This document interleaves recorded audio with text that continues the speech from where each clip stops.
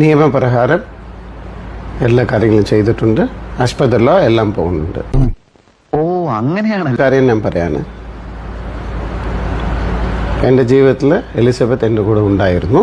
ഞാൻ ആത്മാർത്ഥമായിട്ട് സ്നേഹിച്ചിരുന്നു.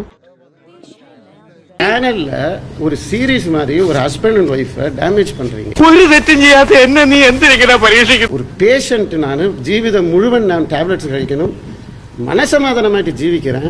ചത്തുപോയ എനിക്ക് തിരിച്ച് ജീവൻ ദൈവം കൊടുത്താ ഇപ്പൊ அந்த ജീവനെ എടുക്കുന്നதுக்காக ശ്രമിக்கிறீங்களா? എന്നെ പോലുള്ള മാന്യന്മാർക്ക് ഇവിടെ ജീവിക്കാൻ പറ്റില്ല എന്ന് വെച്ചാ ഇതെന്നെ വെള്ളരിക്കപ്പെട്ടു.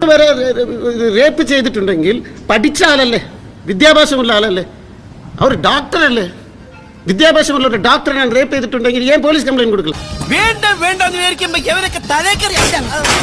എലിസബത്ത് ഒരു ഡോക്ടർ എന്ന് പറയുന്നു. അദ്ദേഹത്തിൻ്റെ 2 ചേട്ടന്മാരും ഡോക്ടേഴ്സാണ്. അവരുടെ അച്ഛനമ്മ പഠിച്ചവരാണ്, പ്രൊഫസേഴ്സാണ്. ഇതൊക്കെ ഞങ്ങളോട് പറയുന്നത് പറയാനുള്ള കാര്യം എന്താണെന്ന് വെച്ചാൽ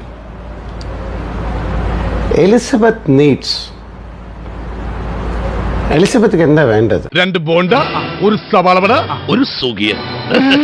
Elizabeth needs medical attention, not media attention. പച്ച മലയാളത്തിൽ ഭ്രാന്ത്. ഞാൻ ജീവിച്ച ഒരു മനുഷ്യനാണ്, എനിക്ക് അതിൻ്റെ കാര്യങ്ങൾ അറിയുള്ളൂ.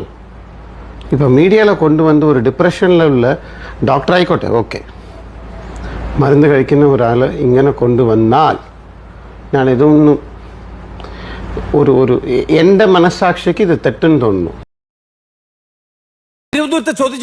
കോഴിക്കോട്ടെ ഉത്തരം പറയും, എന്നിട്ട് കൊച്ചിന് മീനും തിന്നണം. ഞാൻ സ്നേഹിച്ച പെണ്ണ് എലിസബത്തിന് വേണ്ടി ചിലപ്പോൾ ഒന്ന് വിചാരിക്കുക, ഇതെൻ്റെ ലാസ്റ്റ് വീഡിയോ ആണ്, എൻ്റെ ലാസ്റ്റ് വീഡിയോ.